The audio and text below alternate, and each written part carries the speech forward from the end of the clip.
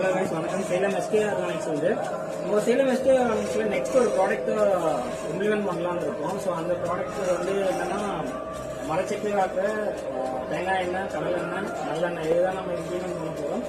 இது மேக்ஸிமம் ஒரு 1 week or 10 டேஸ்க்குள்ள உங்களுக்கு ஃபைனல் ப்ரைஸ் வந்து எல்லாமே கன்க்ளூட் பண்ணிடுவோம். ஸோ இப்போ கடல் எண்ணெய் ஆடிட்டு இருக்காங்க, என்ன பாருங்க. இதுவும் வுட்டு தான், மிடில் இருக்கிற இதுவும் வுட்டு தான். ஸோ அதனால வந்து ஹீட் எதுவுமே இருக்காது, ஸ்லோ ப்ராசஸ் தான் நடக்கும்.